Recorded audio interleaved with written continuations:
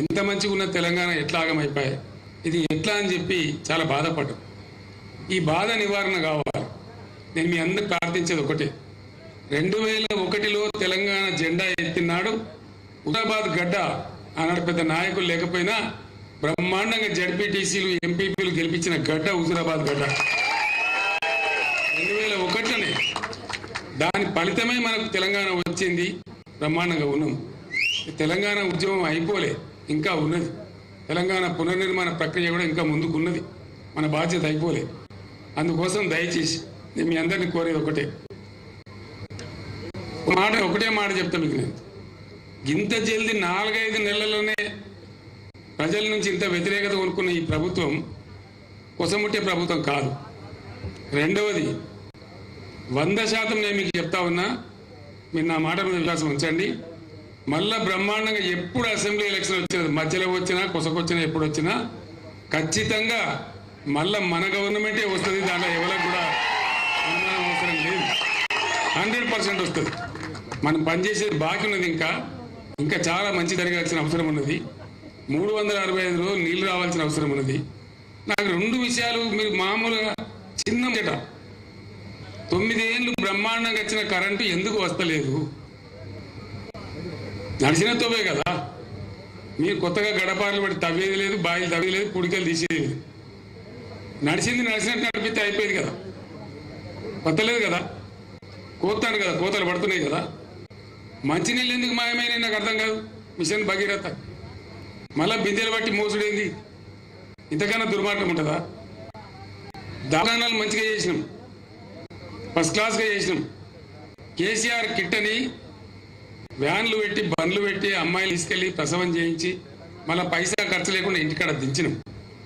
వాళ్ళ చేతులు ఆడపిల్ల పుడితే 13,000 పెట్టి, మగ పిల్లవాడు పుడితే 12,000 పెట్టి బ్రహ్మాండంగా ఒక కేసీఆర్ కిట్ ఇచ్చి వాళ్ళని ఆదుకున్నాం. ప్రైవేట్ దోపిడీ బంద్ అయిపోయి గవర్నమెంట్ దవాఖానాల ప్రసవాలు బాగా అయింది. మళ్ళీ ఇప్పుడు తారుమారు అయిపోయింది, కింది మీద అయిపోతా ఉంది. కేసీఆర్ కిట్టు లేదు, న్యూట్రిషన్ కిట్టు లేదు, ఆ కథ లేదు. 2 వార్తలు వచ్చినాయి ఇవాళ. వరంగల్ ఎంజీఎంలో దుర్భరమైన పరిస్థితుల్లో ఎయిర్ కండిషన్లు పనిచేస్తలేవు. కొత్తగా పుట్టిన చిన్నపిల్లలు ఎండకు అల్లాడుతున్నారని ఆ తల్లులు మోసపడుతున్నారని చెప్పి పేపర్లో వార్త వచ్చింది. అట్లనే ఆదిలాబాద్ జిల్లా రిమ్స్లో కూడా చాలా దారుణంగా ఉన్నది. చచ్చిపోయిన పీనుగులు దుర్వాసన కొడుతున్నాయని చెప్పి మార్చిలు చేయాలంటే డాక్టర్లు భయపడుతున్నారని వార్తలు వచ్చింది. ఇంత మాయలేమే, గింత తొందరలనే, గింత ట్రాక్ ఎట్లా తప్పుతుంది? ఏం కారణం అంటే ఉన్న పరిపాలకులకు ఒక పద్ధతి, పాడు, ఒక వ్యవహారం చేసేటువంటి దక్షత, ప్రజల మీద ప్రేమ, ఎట్లన్నా చేసి రాష్ట్రాన్ని కాపాడాలనేటువంటి వ్యవహారం లేదు. కాబట్టి ఈ దుర్మార్గాలను వస్తూ ఉన్నాయి. అంటే దాని అర్థమైంది, వీళ్ళ వల్ల కాదు, వాళ్ళు చెయ్యరు, చెడగొడతారు. మళ్ళీ బాగు చేయాల్సిన కూడా మన బాధ్యతనే ఉంటుంది. మళ్ళీ మనం వచ్చేదాకా ధీటుగా పనిచేసి తెలంగాణ రాష్ట్రం కోసం, ప్రజల కోసం ఈ పార్టీని ముందర తీసుకొని పోవాలి. మధ్య ఇప్పుడు వచ్చినాయి పార్లమెంట్ ఎలక్షన్. మీరందరు పేపర్లలో చూస్తున్నారు. నరేంద్ర మోడీ నేను మీ గోదావరి తీసుకుపోయి తమిళనాడుకు, కర్ణాటకకి ఇస్తా బాజాబ్తో చెప్తున్నాడు. ఆయన రాష్ట్ర ప్రభుత్వానికి పంపించండి ప్రపోజల్. కుయ్యి మంటలేడు, కుక్కు మంటలేడు ముఖ్యమంత్రి. ఏం మతలవు, ఏం కారణం? ఉన్న గోదావరి పరాయి పాలైతే మన బతికేం కావాలా? ఈత గోదావరి పోతే గోదావరి కదా మన నీళ్ళు వచ్చేది.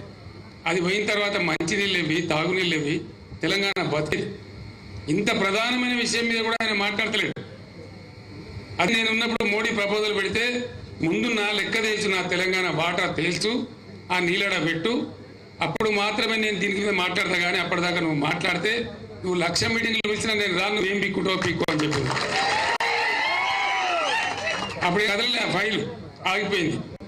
కానీ ఇప్పుడు ఇది ఒక నిరంతర ప్రభుత్వం ఉందనే ఉద్దేశంతో వాళ్ళు ఇష్టం వచ్చిన ఆడుతున్నారు. పార్లమెంట్ ఎన్నికలలో మనోళ్ళే 14 మందో 12 మందో ఎంపీ పార్లమెంట్లో ఉంటే ఇటువంటి ప్రతిపాదన వస్తే లేచి ఎగిరి దుంకి అందుకుంటారు గొంతు. నువ్వు ఎట్లా తీసుకుపోతావు బిడ్డ అంటారు. ప్రశ్నించేవాడు ఉంటాడు. తెలంగాణ ఇక్కడ లేనది అట్టంగానే ఉండాలి కదా. మనం అక్కడ లేక ఇక్కడ లేక ఆగమైపోతే ఎవరు కాపాడాలి మనం?